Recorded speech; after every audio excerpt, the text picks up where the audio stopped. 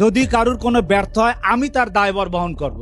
আমি 1990 সালে রাজশাহী ইউনিভার্সিটি থেকে finance and banking honours masters করি। আমার সার্ভিসের বয়স 30 বছর।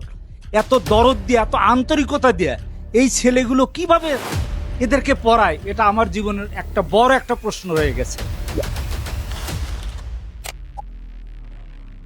আমি 1990 সালে রাজশাহী ইউনিভার্সিটি থেকে finance and banking honours masters করি। আমার মেয়েটাকে আমি ইচ্ছা ছিল মেয়েটাকে কোনো হয়তো বিশ্ববিদ্যালয়ে চান্স হবে। ওকে শুধু একটাই বলছি যে আমি ইউনিভার্সিটির চত্বর ঘুরে আসছি, যদি তুমি ইউনিভার্সিটিতে যেতে পারো এটা আমার জীবনে একটা বড় পাওয়া। আমি আমার মেয়ের পাশে বসে আমি ক্লাস দেখছি, সত্যি আমি অভিভূত। আমার সার্ভিসের বয়স 30 বছর।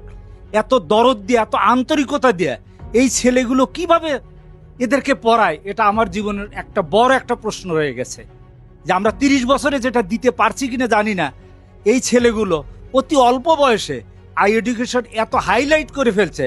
এটা আমার স্বচক্ষে দেখা একটা চিত্র, এটা বানানো না, গল্প না। এটা আমি ক্লাসে বারবার বলছি, তোমরা আই এডুকেশনে আসো। যদি কেউ ফেল করো আমার ঠিনে তার জবাব দিতে নিও। যদি কারুর কোনো ব্যর্থ হয় আমি তার দায়ভার বহন করব।